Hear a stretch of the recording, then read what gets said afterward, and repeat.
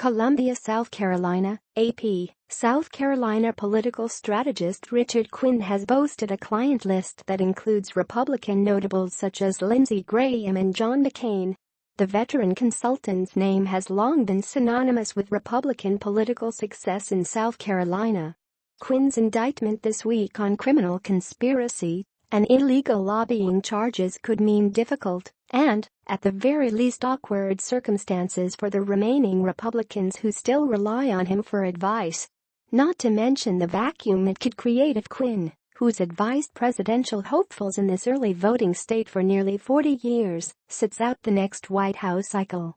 Quinn, 73, began his consulting business in South Carolina in 1978, when the now deep red state was dominated by Democrats. Helping flip control to the GOP, Quinn began advising legions of Republicans within state politics, including his son, State Representative Rick Quinn. Now, both Quinns are under state grand jury indictment, as are a pair of other Quinn clients. Two more, the state's former House Speaker and former Majority Leader, have already pleaded guilty to misconduct. Quinn's been influential in presidential primaries here since 1980, his shop becoming the first stop for Republicans seeking to make a mark in the state's first in the South primary. For more than 30 years, the state's primary winner went on to become the GOP nominee, a streak Quinn helped start in 1980 when he was hired by Ronald Reagan. Quinn started a long relationship with John McCain in 2000. Forging a bond despite the Arizona Republicans' primary loss to George W. Bush. The two would team up again 8 years later, with Quinn's firm propelling McCain to South Carolina victory in the Republican nomination. Quinn has been advising Lindsey Graham since 1994, when the political newcomer became the first Republican to represent South Carolina's 3rd District in more than 100 years. When longtime Quinn client Strom Thurmond retired from the U.S. Senate, Quinn shepherded Graham's 2002 bid to replace him and has worked with Graham in every election since. When Graham ran for president last year, Quinn was in his corner.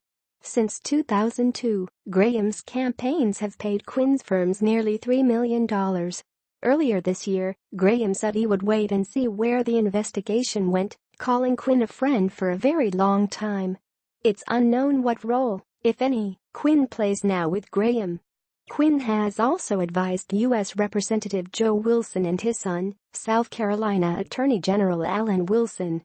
While investigating State House Speaker Bobby Harrell, the first lawmaker charged in what has become a years-long investigation, the Attorney General transferred the case to a special prosecutor, citing an unidentified conflict.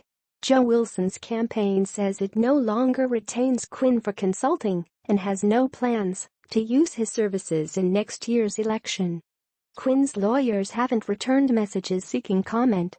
The indictments give few details, but accuse him of trying to influence state lawmakers' votes on unspecified issues without being a registered lobbyist.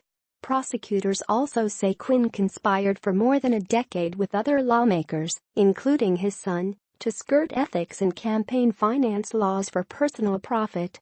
For now, his remaining clients wait and see what becomes of this powerful political player. I think the indictments make him radioactive with anybody looking to hire a political consultant, said Dick Harpootlian, a Columbia attorney and former chairman of the state Democratic Party. Harpootlian said he regarded Quinn as a worthy adversary during their time in politics. But the former prosecutor also said his experience trying public corruption cases gives him an idea of the challenges Quinn is facing. I'm disappointed to see him in this spot, Harpootlian said. When you're playing in the public sector, there's a standard, lines you can't cross. We'll wait to see if he crossed them or not, but I think as a political consultant he's going to have a tough time going forward.